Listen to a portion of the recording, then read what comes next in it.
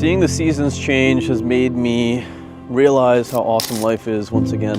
I live in Ohio, and we do indeed have seasons here.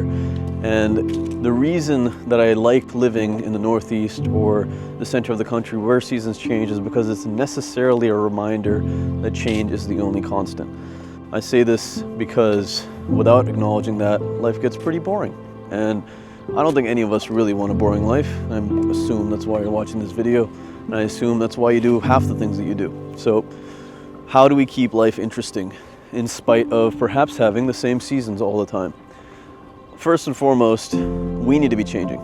There's very few people in society, I believe, that will be drastically different in 6 months than they are now.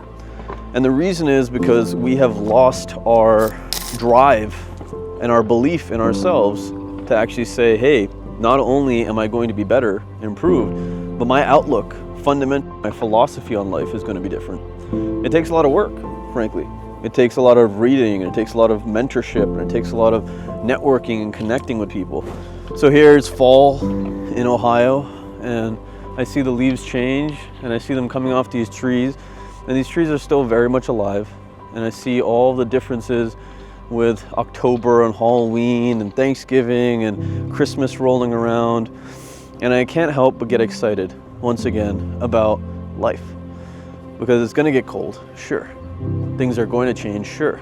But that means that I necessarily am going to have to adapt to a different scenario with a different mindset. In the last 6 months of my life, I've basically changed drastically as a human being. Those of you that know me probably understand that fundamentally I am changing because I am allowing that change to occur, because I have a higher expectation of myself, I suppose, when I'm older.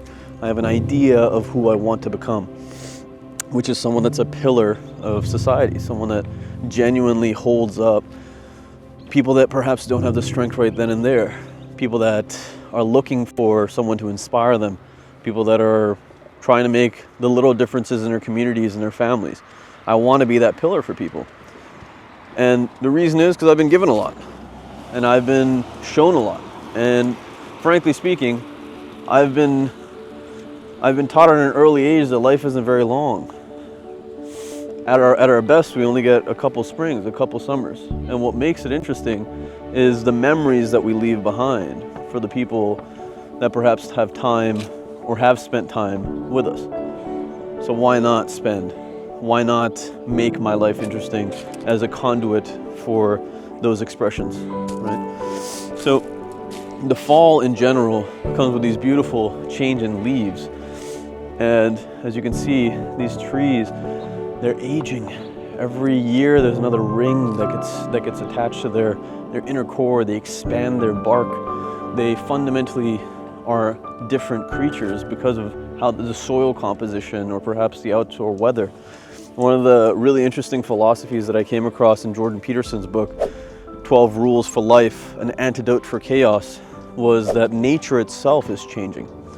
Whereas we find that nature is, or at least in our comfort, we assume that nature is a constant, that it's a singular force, that there is a singular drive behind it. The philosophies of nature also change. And that to me was really endearing and powerful, because that means that's given me the permission to fundamentally change the human being. A lot of the successful people that you'll find online or mentors of yours ideally will tell you that in order to get to the next level in life, you have to fundamentally change who you are as a human being. You cannot do the same things in order to reach the next level.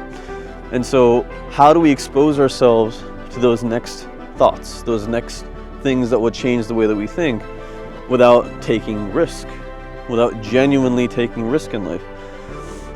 And that means spending the money, that means spending the time, spending the resources, that means going out and hearing someone out when they perhaps are not necessarily the person that we should be spending time with, right?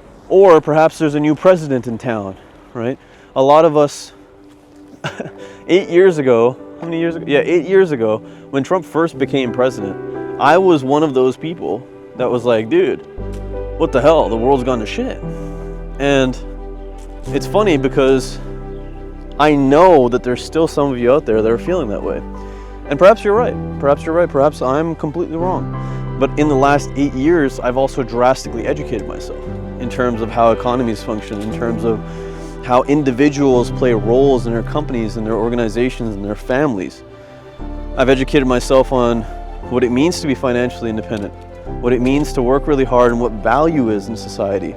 And by virtue of that, I'm better at understanding when a leader actually has the competence to be able to solve large problems. And it's shown through experience that I intend to accumulate over time, but experience that I also want to observe and take into my subconscious.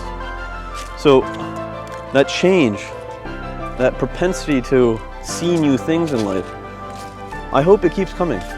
And I will do everything in my power to make sure that it keeps coming into my life, and that I'm prepared for the next level, and that I'm financially prepared, that I'm physically, spiritually prepared for that next level.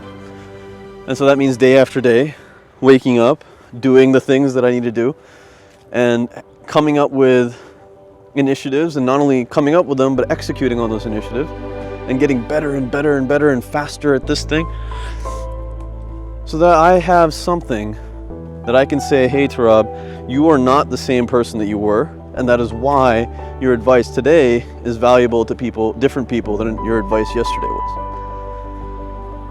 It's something that keeps me alive, my friend. It's something that keeps me able to keep giving back to my teams, my family, and my community. And if something like that is exciting to you, exciting to, your friend group, perhaps people that you respect, I think it's our responsibility to take up the stage, to start the good fight. And it requires constant awareness that change is the only constant, my friend. And that it is so important to take in the beautiful change of seasons, the beautiful change of scenery, the beautiful change of circumstance in life. To be totally okay with it, and to realize it's a part of the continuum, the necessary aspect of living an interesting life, a novel life. I was talking to one of my interns about some philosophy, and we came across the concept that in order to have a life of purpose, you need to be willing to do one thing for a long time. That means that you've actually landed on something that is sustainably possible for you. I retorted with, I agree. However, I believe novelty is something that humans require. And part of why we pursue a life of purpose is so that we have the resources and the circumstances to come across novelty more often. I always think back to the individual that has the luxury of living forever. Right? What does that individual really want to see? What is it that excites them about living? It's probably seeing something they've never seen before, or seeing something they've seen very little before. I think about people that are really fun to hang out with. I think about the quote, people are either charming or tedious. The more charming people we see, the more fun life is. But it requires us to acknowledge that the vast majority are tedious. You understand? There's something necessary about novelty. And that only really comes oftentimes when we have everything, when we have the things that we believe are our comfort zone, when we're pushing ourselves past that, when we're really embracing the liberties that we have, the freedoms that we have. In America in particular, any person has tremendous more freedom than a lot of people in third world countries. And so again, I say with a circumstance like that, it is our responsibility to really take advantage of it, to make the very most out of it. And that means getting to a place where we enjoy change and that we can use it to inspire others.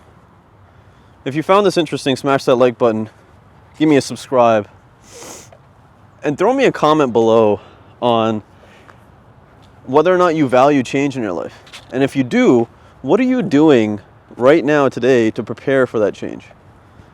To actually enjoy it when it comes. Actualize your potential catalyst. This world needs you. Take care of yourself. I'll see you on the flip.